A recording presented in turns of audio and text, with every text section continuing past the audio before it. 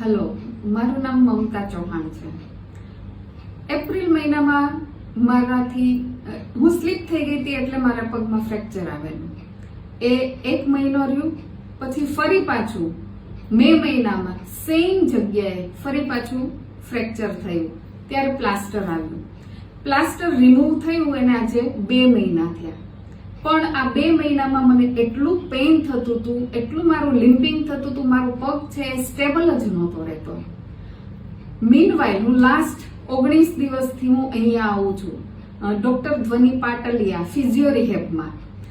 તો અહીંયા આવવાથી મને એટલો ફરક પડ્યો છે. મને એકચ્યુઅલી પગ મારો સ્ટેબલ નહોતો રહેતો, મને લિમ્પિંગ થતું હતું, મને આગળ આંગળામાં પેઇન ખૂબ રહેતું હતું. એ બધું જ આજે 19મા દિવસે હું ઓલમોસ્ટ ચાલતી થઈ ગઈ છું. Point is 25. હવે આટલું જ મારું રહ્યું છે, બાકી ઓલમોસ્ટ 100 માંથી હું અહીંયા પહોંચી છું. હું આવી ત્યારે મને પેઇન ફિઝિકલી હતું, પણ સાથે સાથે હું ઇમોશનલી પણ એટલી જ પેઇનમાં હતી.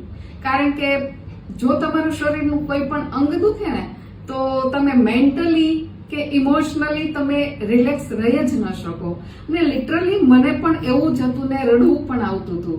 પણ આજે હું આમ ડેમ શ્યોર કહું છું કે ના, હું ફરી પાછી આઈ એમ બેક, હું ચાલી શકું છું. Thank you ધ્વનિબેન.